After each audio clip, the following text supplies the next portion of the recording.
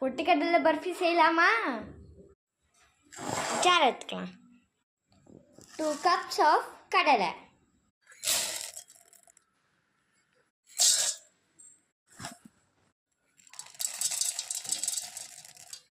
சர்க்கரை ஒருக்கா, உங்களுக்கு வேணும்னா ஏலக்காய் போட்டுக்கோங்க.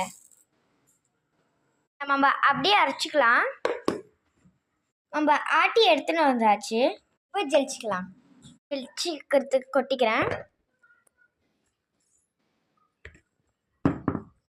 ஜலிச்சுன்னு இருக்காங்க இப்போ மம்மி. நம்ம ஜலிச்சுக்கணும். ஜலிச்சுக்கிறதுல நம்ம கொஞ்சோண்டு நெய் ஊற்றிக்கலாம். நம்ம கொஞ்சம் கொஞ்சம் ஊற்றி பிசைஞ்சிக்கணும்.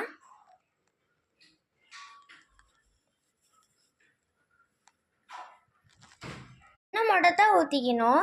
வேறு எதுனா ஊற்றினா இல்லை தண்ணி பால் அந்த மாதிரி ஊற்றிக்கினா நம்மளுக்கு பர்ஃபி வந்து கெட்டுரும்.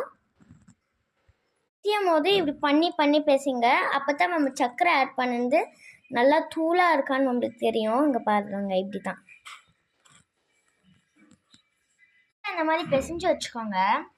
இதை வந்து நீங்கள் ரவுண்டாகவும் பிடிச்சி வச்சுக்கலாம், இல்லை அச்சு வச்சு கூட நீங்கள் பண்ணிக்கலாம். வந்து இப்படி பண்ணிக்கிறேன். இப்படி வந்து நம்ம ஸ்டோரும் பண்ணியிருக்கலாம்.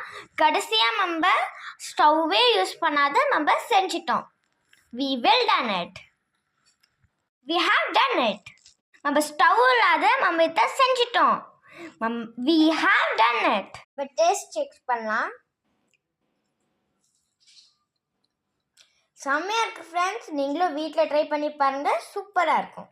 அப்படியே லைக் பண்ணுங்கள், ஷேர் பண்ணுங்கள், கமெண்ட் பண்ணுங்கள், சப்ஸ்கிரைப் பண்ணிடுங்க. என்னோட தங்கச்சியோட ரியாக்ஷன் பார்க்கலாம் வாங்க.